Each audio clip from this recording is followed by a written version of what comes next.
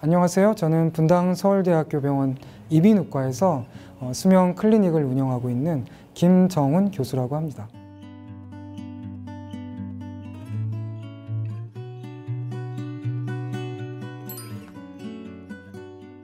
예, 수면무호흡증은 수면 중에 호흡이 자꾸 끊기는 거예요. 그 끊김으로 인해서 수면의 구조가 흐트러지고 그러면서 수면의 질이 떨어지는 그런 걸 수면무호흡증이라고 합니다. 폐쇄성의 경우에는 상부 기도가 폐쇄돼서 산소가 폐로 전달이 안 되는 거죠. 이때는 이제 호흡하려는 노력이 있지만 막혀서 안 들어가는 거고, 중추성의 경우에는 호흡하려는 노력이 없어요. 이제 뇌 호흡 중추가 정지가 되는 거죠. 주로 이제 마약을 한다든지 또는 심장이 굉장히 안 좋다든지 뭐 이런 경우에 이제 발생하는 걸 중추성이라고. 2019년도에 나온 페이퍼를 보면 한 남성은 200만 명 정도, 20세 이상 연령층에서, 그리고 여성의 경우는 30세 이상 연령층에서 그래서 한 70만 명 정도 이렇게 보고 있기는 해요. 대표적으로 남성들이 사회적으로 위험 요소에 노출이 좀 많죠. 음주라든지 담배라든지 식사하게 되면서 많은 칼로리를 섭취하게 되는 문제라든지, 여성들의 경우에는 여성 호르몬 이런 것들이 수면도 좀 안정시키고 호흡 근육도 좀 안정을 시켜요. 그래서 이런 요소들이 작용하면서 남성들이 훨씬 더 많이 생기는 것으로 알려져 있어요. 환자 수가 늘어나죠. 두 가지 요소가 있는데, 하나는 이제 비만이죠, 비만. 또 한 가지는 이제 노령 연령층이 증가하니까 그거에 따라서 증가하는 면도 좀 있긴 해요. 여러 가지 원인을 볼 수 있는데 가장 첫 번째로 꼽을 수 있는 거는 당연히 해부학적인 구조가 안 좋은 거예요. 편도선이나 아데노이드 같은 구조도 있지만 그거 외에도 비만도 있어요. 수면을 취할 때는 우리가 누워서 자기 때문에 혀가 중력에 의해서 아래쪽으로 이동을 하잖아요. 따라서 기도가 막히는 현상이 많이 생길 수밖에 없는 그런 위치가 되는 거예요. 그러고 또 이제 비만이 생기게 되면 폐를 늘려서 정상적으로 숨을 들이마시고 내쉬고 이러는 데 있어서 저항이 많이 걸리죠. 그리고 이제 복부에 지방이 많게 되면 이 지방이 횡격막을 끌어올리면서 이 상부 기도가 쭈그러들기 때문에 더 쉽게 막히는 현상이 생겨요. 그래서 기도가 막히는 현상, 이게 이제 첫 번째 원인이 되고, 그 다음에 두 번째 원인으로는 기도를 형성하고 있는 근육, 이거 자체가 약해질 수 있어요. 거기에 영향을 미치는 결정적 요인들은 술, 담배, 그리고 스트레스, 그 다음에 물론 비만, 이런 것들이 근육 자체를 약화시켜요. 원래 본질적으로 좀 약해지는데 그런 요인 때문에 더 약해지게 되면 더 쉽게 수면무호흡이 생기죠. 앉아서 이제 많이 생활하시는 분들, 이런 분들의 경우에는 다리 쪽으로 뭐 액체 이런 것들이 쌓였다가 누워서 자게 되면 액체들이 상부 기도 쪽으로도 쭉 오면서 기도에도 악영향을 미치게 돼요. 그러니까 좌식 생활을 많이 하고 운동 부족하고 오래되면 호흡을 정상적으로 유지시켜주는 능력, 그리고 산소랑 이산화탄소를 정상적으로 교환해주는 능력, 이런 게 또 떨어져요. 수면의 깊이 자체도 얕아지고 그러면서 무호흡이 좀 더 잘 생기는 이런 상태로 좀 바뀌게 되죠. 또 다른 중요한 원인이 있는데, 턱이 작고 좁고 앞뒤로 짧고 그런 분들은 또 본질적으로 기도가 좀 좁아요.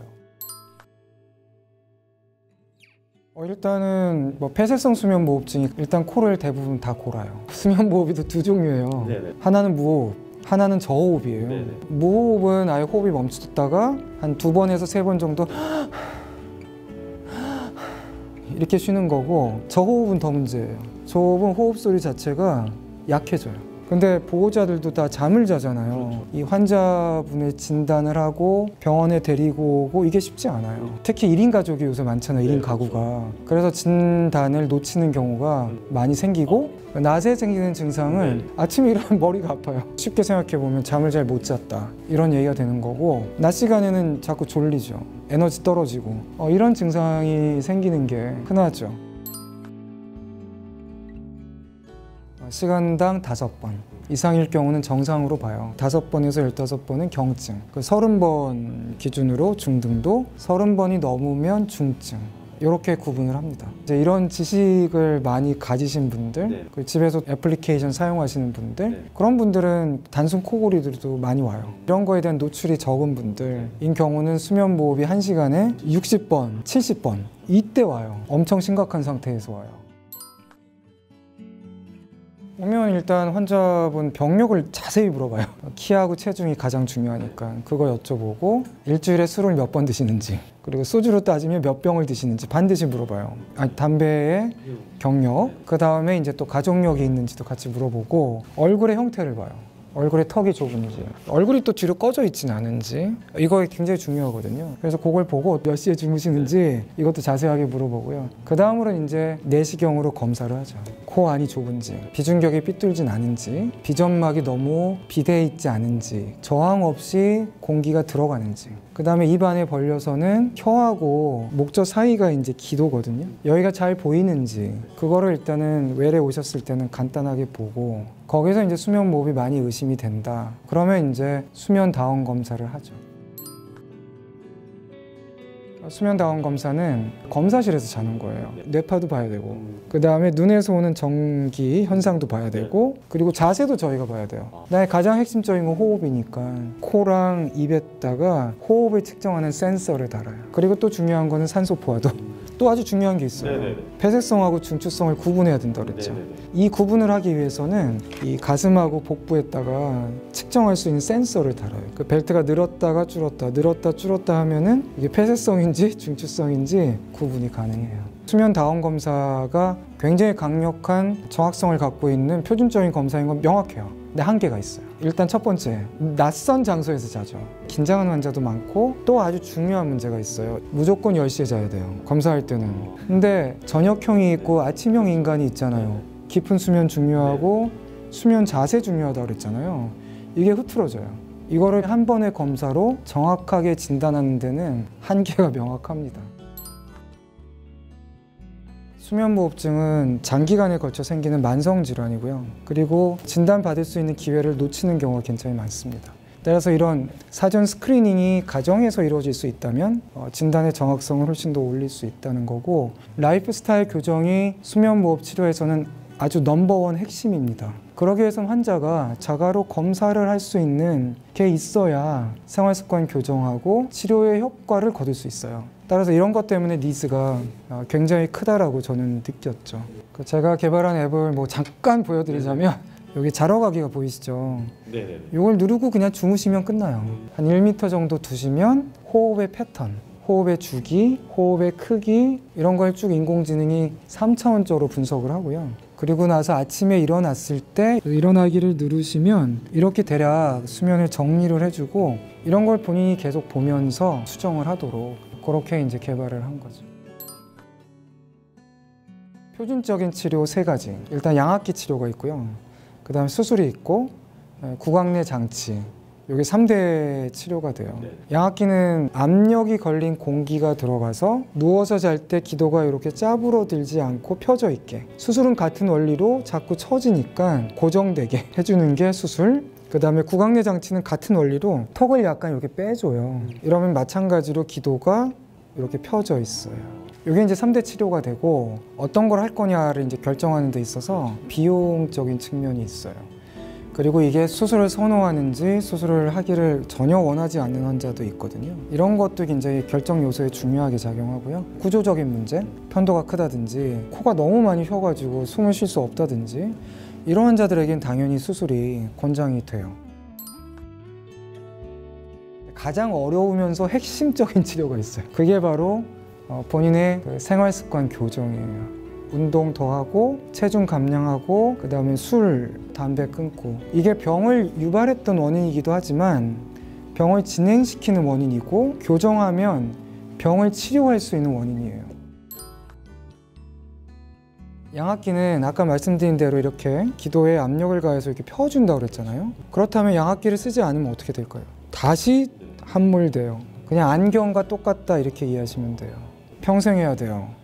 평생 하지 않기 위해서는 어떻게 해야 될까요? 수술의 경우는 처음에 이제 수개월은 일단 뭐 1, 2년은 좋아질 수 있어요. 하지만 이 병의 특성상 음주, 흡연, 체중 조절을 안 한다면 이 만성적인 스트레스가 기도에 계속 누적이 돼요. 따라서 다시 재발할 수 있죠. 약물 개발 되게 많이 되고 있어요. 기도를 확장하는 데 활용되는 근육을 좀 더 강화시키거나 또는 근육이 약화되는 거를 좀 방지하거나 수면의 깊이가 좀 깊어지면 조금 더 호흡이 안정된다고 했던 거, 그런 약들이 이미 이전에 쓰던 약들이고, 한 가지 내지 두 가지를 혼합했을 때 수면 호흡이 어느 정도 좋아지는지를 꾸준히 계속 보고를 하고 있고, 이제 미국 FDA 이제 승인 받는 절차들도 밟고 있는 거로 알고는 있는데, 우리의 수면 주기나 수면에 관련된 호흡 근육이나 이런 데 영향을 주는 약들이에요. 그래서 이거를 장기간 복용하는 거는 상당히 부담이 따르죠. 그런 안전성에 대한 연구는 현재 아예 진행을 하고 있지도 않고, 진행이 돼 있지만 굉장히 짧기 때문에 장기간 연구가 필요한 거고요. 혀가 이제 뒤로 중력 때문에 떨어지면서 기도를 막잖아요. 그 혀를 앞으로 내보내면 되겠죠. 그 신경을 자극하는 장치가 있어요. 설하신경이라고 12번째 뇌신경인데 그 신경에 전극을 심어요. 그리고 그 전극을 자극하는 장치를 몸 안에 이식을 하면 여기서 전기가 발생해서 신경 다발을 자극하면 혀가 나오는, 그러면서 기도가 넓어지는 이 치료 방법이 이제 개발이 되고 FDA 승인 받아서 미국하고 유럽 그룹 중심으로 굉장히 시행되고 있고, 우리나라도 아마 곧 KFDA 승인 받아서 런칭은 될 수 있어요. 이게 몇 가지 측면이 있어요. 환자분들이 어려운 생활습관 교정을 스스로 할 거라고 기대하는 건 불가능해요. 따라서 그거를 스스로 자가검사를 해보면서 확인하고 이럴 수 있는 도구가 반드시 필요합니다. 두 번째 요소는 무호흡이 생길 때마다 실시간으로 교정을 해준다면 좋겠죠. 우리가 지향하는 미래는 바로 이 침실의 조건을 디지털라이즈 하는 거, 기술을 접목시킨다면 수면 건강을 훨씬 향상시킬 수 있을 거다. 거기에 핵심은 수면 무호흡이 생길 때마다 몸에 스트레스가 발생한다. 특히 자는 동안에 코티솔이 바로 스트레스랑 관련된 호르몬인데, 이게 무호흡이 생기면서 증가하게 돼요. 그렇게 되면 우리 몸이 깨어있는 것처럼 활동하게 해요. 그러면서 굉장히 유해산소를 없애는 시스템은 떨어져 있고, 유해산소가 많이 생기니까 유해산소가 혈관으로 들어가고, 그러면서 LDL 콜레스테롤하고 결합하고 혈관벽에 붙고 염증 물질을 동원하고, 그러면서 혈관벽이 점점점 두꺼워지고 혈관이 좁아지고, 그러면서 심혈관계, 뇌혈관계 합병증이 생기고, 그러면서 사망률이 올라가고. 두 번째 문제는 당연히 뇌에 필요 없이 유해산소가 많이 축적이 되고, 이런 것들은 뇌세포에 당연히 굉장한 스트레스죠. 따라서 기억력 떨어질 수 있고, 인지 능력 떨어질 수 있고, 소화는 수면 주기가 흐트러지면서 멜라토닌이 안 나오거나 깊은 수면이 유지가 안 되거나 하면 성장 호르몬 분비 자체가 떨어져요.